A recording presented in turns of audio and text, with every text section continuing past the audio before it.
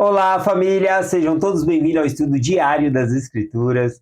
Hoje eu consegui ler os comentários de vocês. Amo ler os comentários de vocês. Conforme eu falei, tinha aparecido na minha tela ripar e eu não conseguia ler o comentário de vocês. E muitas pessoas, né? Eu perguntei se estava aparecendo aí para vocês, muitos explicaram o que significa aí.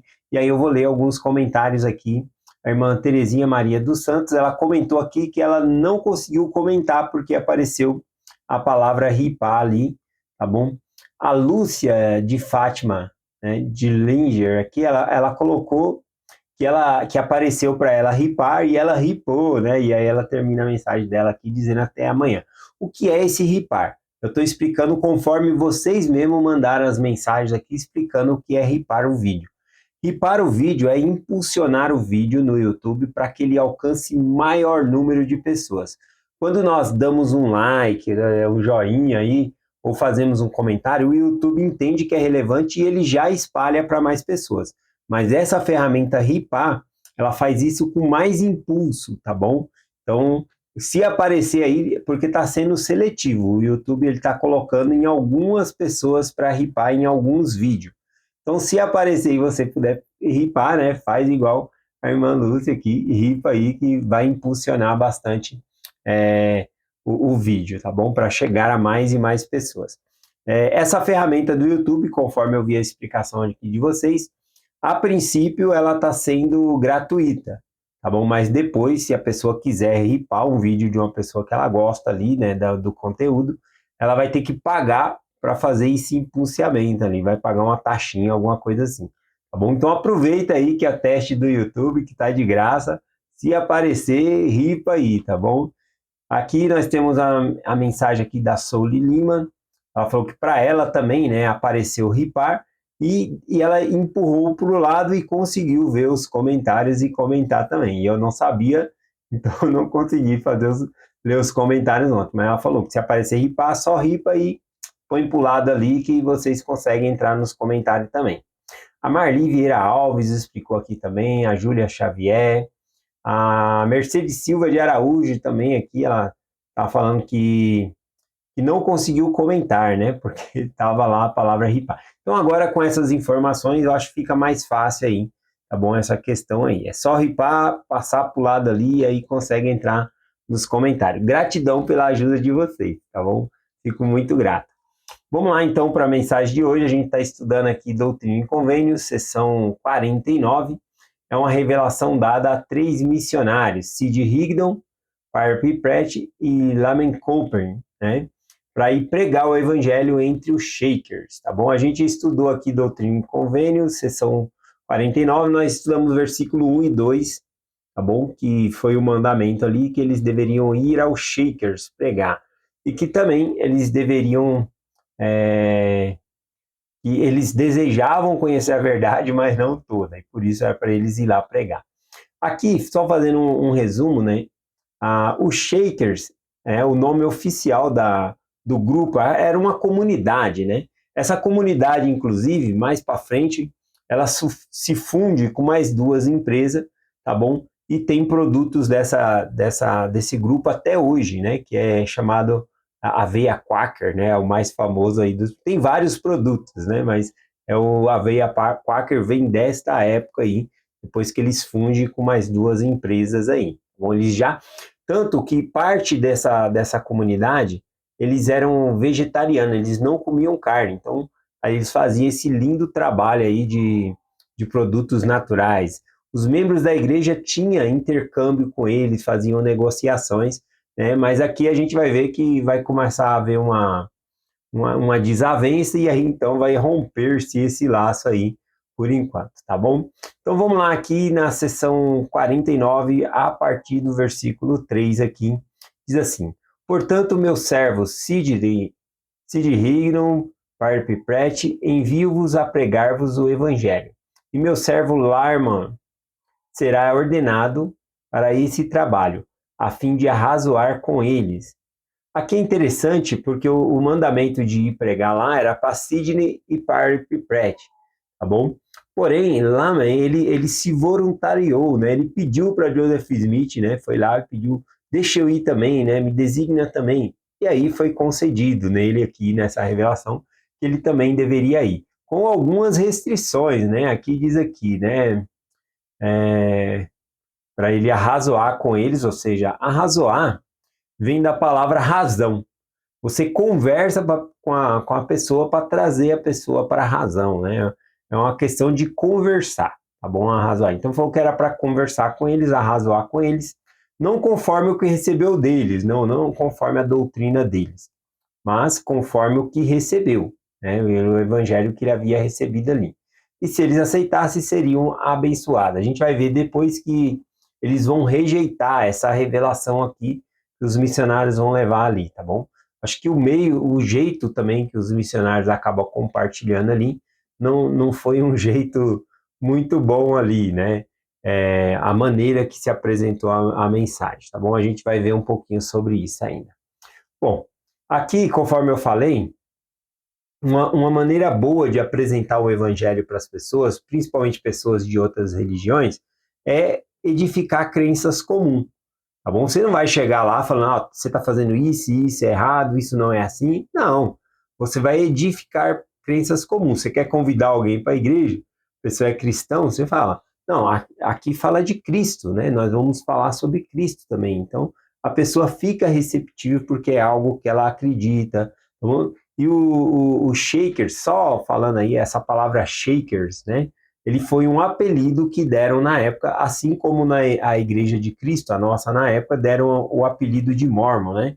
Era um apelido, inclusive, pejorativo, né? A igreja aceitou durante um tempo ali, né? Mas o nome da igreja mesmo é a Igreja de Jesus Cristo dos Santos dos Últimos Dias, e essa denominação, os Shakers, também era um apelido que eles colocaram ali para pejorativo também, tá bom?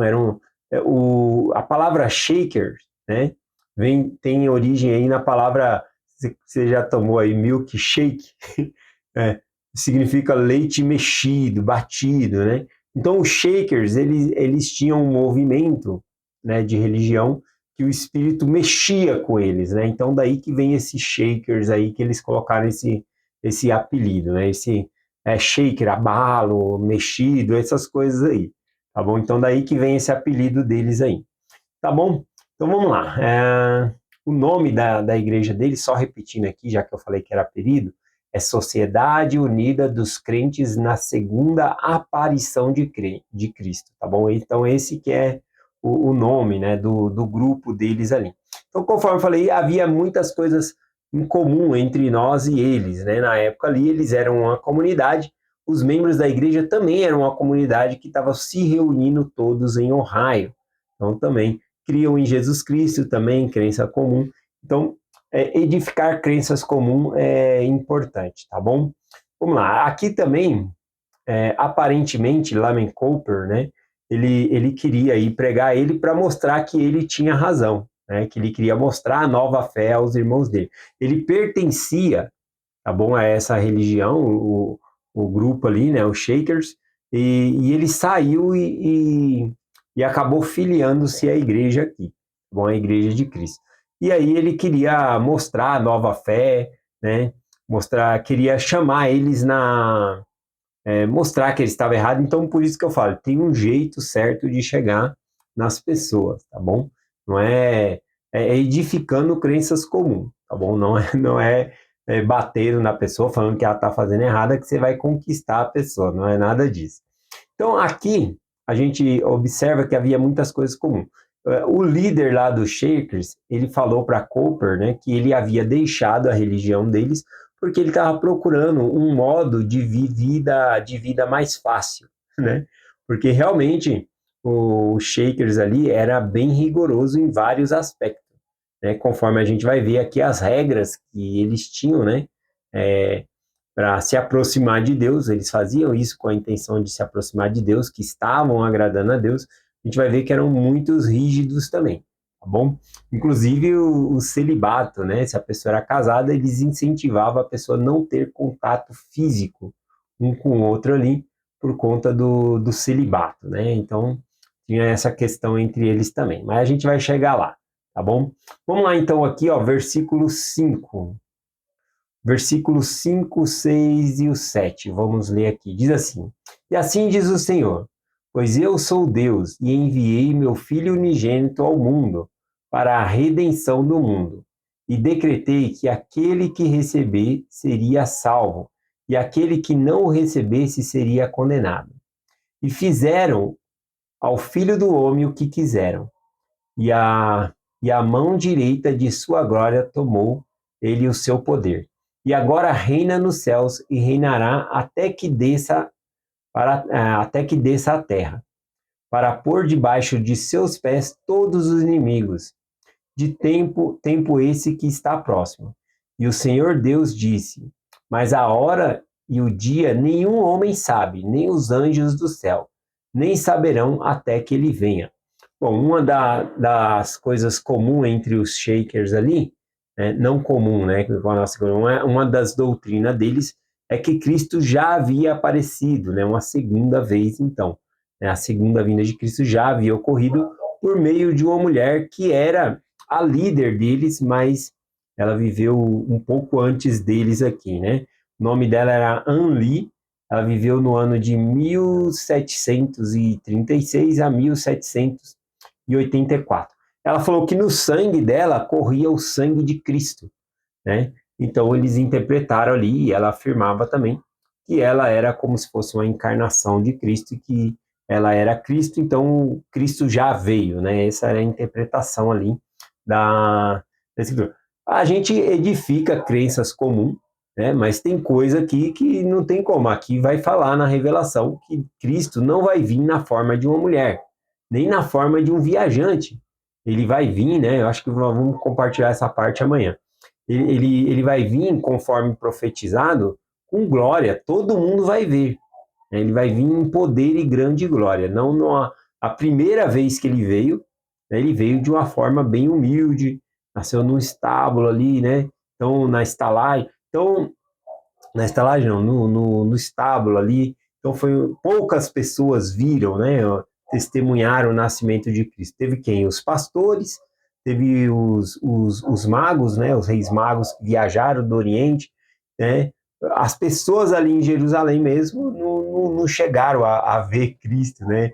Vendo ele como Salvador nascendo ali. Tá bom? Mas a segunda vinda de Cristo vai ser gloriosa, todos vão ver, todo joelho dobrará. Então aqui é a questão que ele está falando aqui, né?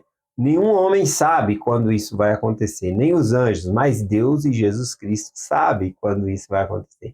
E a gente não tem que se preocupar com ele, a gente tem que se preocupar no que nós sabemos, tá bom? Não fica querendo desmistificar, querer saber, fazer data ou previsões, como muitas e muitas religiões fizeram, colocando data para a vinda de Jesus, e ele não veio nessas datas previstas aí, então acredito que o Senhor não quer que a gente adivinhe uma data, o que Ele quer é que nós estejamos sempre preparados.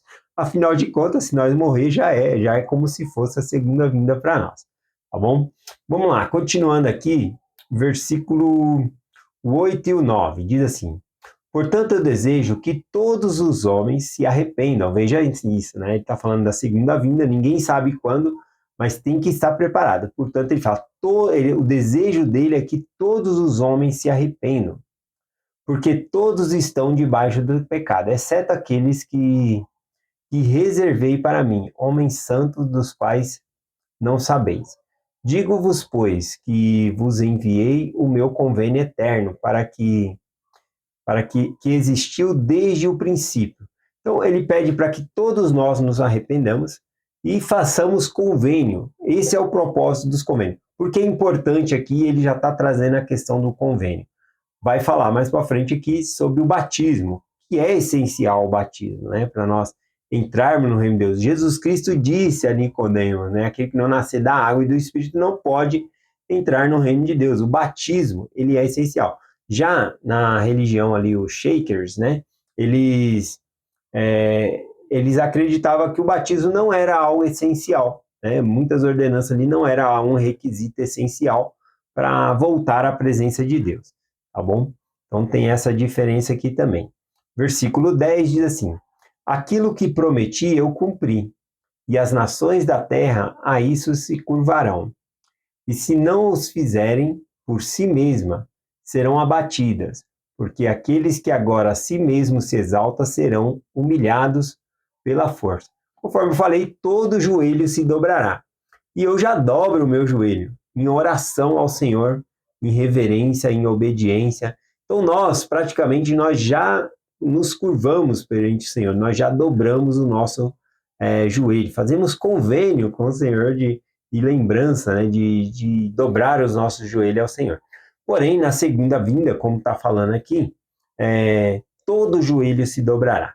Se não foi da própria vontade da pessoa, na vinda de Cristo ela vai reconhecer que ele é o Cristo e todo joelho vai dobrar, porque ele vai dominar todas as nações, tá bom? Aqui ele fala, né, a frase que aquilo que prometi eu cumpri. Cristo, ele prometeu nos salvar por meio da sua expiação. E aquilo que ele prometeu, ele cumpriu. Ele já veio nos meridianos do tempo e pagou pelos nossos pecados, tá bom? Inclusive, Cristo é uma palavra grega que significa ungido, né? No hebraico, a mesma palavra Cristo, que é ungido, né, significa Messias. Então, Messias, Cristo e ungido é a mesma coisa. Ungido significa que a pessoa foi selecionada para aquilo. Então, Cristo foi ungido para ser, ou seja, escolhido para ser o nosso Salvador. Então, aquilo que ele prometeu que ele ia fazer, que era nos salvar, ele fez, ele cumpriu a parte dele, né, para nos salvar, que foi o sacrifício que ele fez por nós, tá bom? O sacrifício expiatório. Versículo 11 aqui, portanto, dou-vos o mandamento de que vos dou-vos o mandamento de vos dirigirdes a este povo e dizer, como meu apóstolo na antiguidade, o nome era Pedro. Então, já que ele fez a parte dele, ou seja, fez aquilo que ele prometeu, ele falou, agora eu peço a vocês que preguem o evangelho, que ajude as pessoas a vir a ele, tá bom? Então, esse é o mandamento que ele dá aqui no versículo 11. Versículo 12, credes no nome do Senhor Jesus, que esteve na terra e que virá, o princípio e o fim. Está falando aqui da segunda vinda, né? Ele é o princípio e o fim de todas as coisas. Vou ver aqui, dá tempo de ler mais alguns versículos. Vou ler o 13 e o 14. Arrependei-vos e sede batizados em nome de Jesus Cristo para a remissão de pecados de acordo com o santo mandamento. E todo o que isto fizer receberá o dom do Espírito Santo, pela imposição das mãos dos élderes da igreja. Então veja, essa revelação aqui era para os missionários aqui que estavam recebendo ir lá e compartilhar na íntegra com os Shakers, tá bom? E como eles consideravam que o batismo não era essencial, vejam o que o Senhor falou aqui, né, que o batismo é essencial. Por isso ele traz a revelação, arrependei-vos e sede batizado em nome do Senhor Jesus para a remissão de pecados, de acordo com o santo mandamento. É um mandamento de Deus ser batizado, é isso que ele traz aqui, tá bom? E aqui então, nos versículos posteriores, ele vai trazendo outros mandamentos, tá bom? Que também eles não achavam importante, mas que o Senhor coloca que é importante esclarecendo para eles ali. Tá bom? Vamos ler, ainda dá tempo aqui, ó, versículo 15 e 16. E também em verdade vos digo que aquele que proíbe o casamento não é aprovado por Deus, porque o casamento foi instituído por Deus para o homem. Então, vamos colocar instituído por Deus, quem inventou o casamento foi Deus. Ele que fez essa instituição para termos uma família, tá bom? Então, ninguém pode proibir o casamento, porque o casamento foi instituído por Deus. Ele continua aqui, portanto, é legítimo que ele tenha uma esposa e os dois serão uma só carne, né? E tudo isso para que a terra cumpra o fim da sua criação. Então, aqui falando que aquele que proíbe o casamento não é ordenado por Deus, tá bom? O casamento, ele é um mandamento de Deus também. Aqui, o versículo 17 diz assim, para que se encha com a medida do homem, de acordo com a criação, antes que o mundo fosse feito. Bom, aqui está falando a respeito do propósito da terra, né? E aí ele fala do casamento e por que o Senhor deu o mandamento de crescei-vos e multiplicai-vos e encher a terra? Porque enchendo a terra daria oportunidade para cada pessoa escolher seguir ao Senhor e evoluir. Esse é o propósito, nós possamos progredir, né? Lá em Abraão, capítulo 3, o versículo 14 e depois o 25, diz assim, acho que era o versículo 24 e o versículo 25, né?